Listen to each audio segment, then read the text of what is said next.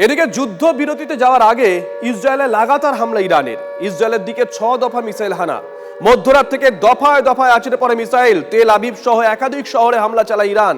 সেই ছবিগুলো দেখাবো আপনাদেরকে। যুদ্ধ বিরতিতে যাওয়ার আগে ইসরায়েলে লাগাতার হামলা ইরানের। ইসরায়েলের দিকে 6 দফা মিসাইল হানা, মধ্যরাত থেকে দফায় দফায় আছড়ে পড়ে মিসাইল। তেল আবিব সহ একাধিক শহরে হামলা চালায় ইরান।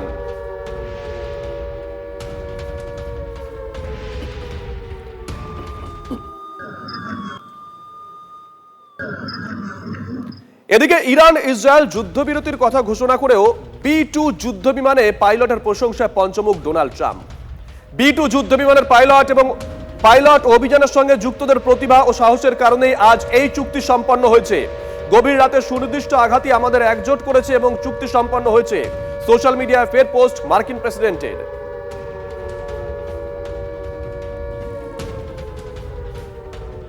এদিকে যুদ্ধবিরতির পথে হাঁটলেও আমেরিকাকে ফের হুঁশিয়ারি দিয়েছে ইরান। ইরানের সেনারা হুঁশিয়ারি দিয়েছেন, ভবিষ্যতে ফের আগ্রাসন দেখালে আরো মার্কিন সেনা ঘাঁটিতে হামলা হবে।